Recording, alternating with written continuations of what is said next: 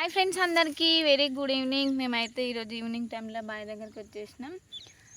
మాకైతే వర్షాలు లేవు, చాలా ఇబ్బంది అవుతుందని చెప్పినాం కదా. నాటేసిన పొలాలు కూడా వాడడానికి ఇన్ని రోజులు కష్టం ఉండే. ఇప్పుడైతే చిన్న వర్షం అయితే వచ్చేసింది. పత్తి చెట్లకు కూడా చాలా ఇబ్బంది అయింది, కలవడానికి కూడా రాలేదు, అసలు గట్టిగా అయిపోయినాయి భూమిలో. నిన్న అయితే కొంచెం వర్షం పడి మాకు కొంచెం హ్యాపీ అనిపిస్తుంది. వర్షాలకు పత్తి చెట్లకు మందేసే వాళ్ళు అయితే అందరు ఆల్మోస్ట్ వేసేసుకున్నారు. ఎన్నో రోజుల నుంచి వెయిట్ చేస్తారు వర్షం వస్తే మందులు వేసుకోవాలి అని చెప్పేసి. ఇక నిన్న అయితే అందరు వేసేసారు మందులు.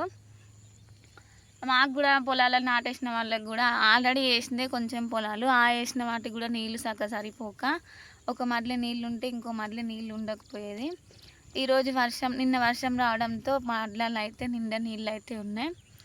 ఇప్పుడు వచ్చేసి మేము దంటుగూలీలు వెళ్తున్నాం. నిన్న మొన్న దాకా వెయిట్ చేసినాం. అసలు పొలాలలో ఎప్పుడు మంది వెళ్దామన్నా సరిగ్గా నీళ్ళు ఉండకపోతుండే. ఒక్క పొలంలో ఉంటే ఒక మడ్లే ఉంటే ఇంకో మడ్లు ఉండకపోతుండే.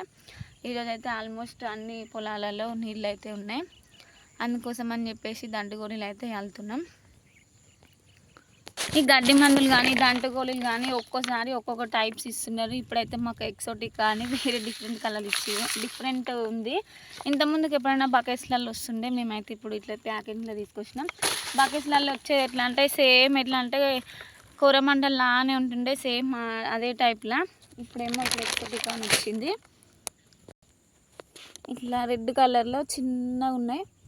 ఇది కలిపితే మాత్రం ఇట్లా యూరియా అండ్ దంటుగోళీలు కలిపితే ఈ కాంబినేషన్ వచ్చేసింది. ఓకే ఫ్రెండ్స్, మళ్ళీ మీ సైడ్ అందరికి వర్షాలు పడ్డాయా?